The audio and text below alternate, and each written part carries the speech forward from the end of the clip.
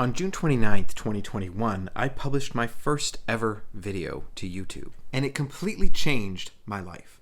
Now, at the time of this recording, I have about 512 subscribers, and you might look at that and say, well, Jason, that's not super successful, but I would argue the complete opposite. We're going to come back to that, but first, let's go to the beginning. So it's early 2021 and I'm putting the finishing touches on my first book, The Sewing Principle. The bulk of the writing was done and I was spending the majority of my time on editing and finalizing the details before its publish date. And it was around this time that I received a call from a friend of mine that he had built a studio to start making YouTube videos, and he asked if I'd like to use it and test it out. A call to adventure. What a great opportunity to share my book with the world. There was one really big problem though. I had no idea how to make YouTube videos. I had no idea how to talk to a camera. I'm still learning. Hi, Mom. I had no idea about publishing, editing, script writing, all of these pieces, designing thumbnails and titles. No clue. I couldn't really do that, could I? But in June of 2021, I published the first video. I was terrified, but I kept showing up to make them. It was taking me almost an hour to get enough footage to put together a 5 to 10 minute video like you're watching today. In fact, it still does. And that doesn't even account for the countless hours that go into beforehand of scripting and kind of mapping out the ideas that become the videos. So why did I keep going despite seeing very minimal growth at the beginning? And why do I think you should start a YouTube channel? Here are the two biggest reasons. Number one, get outside your comfort zone.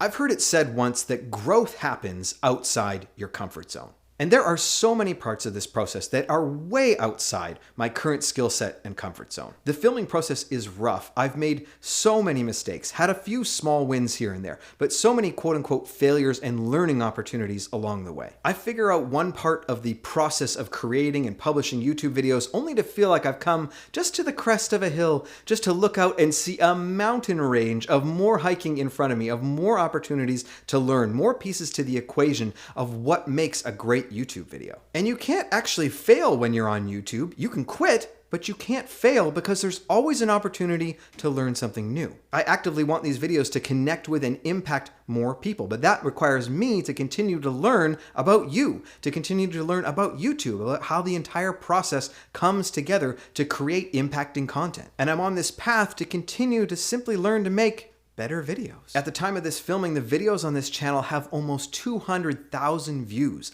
That's crazy to me. What an amazing opportunity to inspire, encourage, and uplift others. And the number two reason is that the best way to learn is to teach. Hands down, there is no better way to learn something new than to teach that idea or concept to someone else. I remember really understanding this idea and concept as I took a mandatory calculus course at college and university. This was many years ago. Math is not my strong suit, not my top strength, but I had to get through this calculus course to get my degree. And I remember I was a part of this study group and we studied consistently, and it was a lot of studying because it was a lot of work. Calculus is very challenging. But I recognized in that group that if I could understand a concept and be able to teach it to somebody else in the study group or explain it to somebody else in the study group, then when I came across those challenges and problems on the quizzes and tests, I did way better completing those exercises, understanding what was in front of me, and being able to come up with the correct answer. And what I found is that creating content on this regular schedule for YouTube is changing the way that I learn, changing the way that I interact with the world around me. So I'm constantly looking for opportunities to learn new things and then apply what I'm learning so that I can learn it in such a way that I'm not just consuming information, but actually might be able to share it with you, to uplift and encourage you when I find ideas that inspire me, that might inspire you as well. So I'm finding that I read books differently. I consume content differently. So I take in content not just to consume it, but hopefully I want to understand it in such a way that I might be able to share it with you one day, inspire you, or teach you one day. So is starting a YouTube channel going to be easy? Absolutely not. Are you going to be able to post videos consistently or over a handful of years and have hundreds of thousands of subscribers?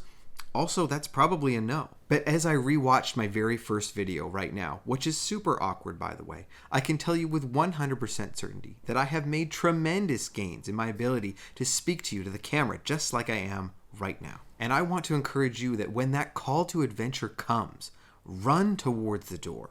Run towards it. This might be that very call to adventure to launch out, launch your YouTube channel and get going. There will be challenging times, absolutely, I guarantee it. But the opportunity to learn, the opportunity for impact is totally worth it.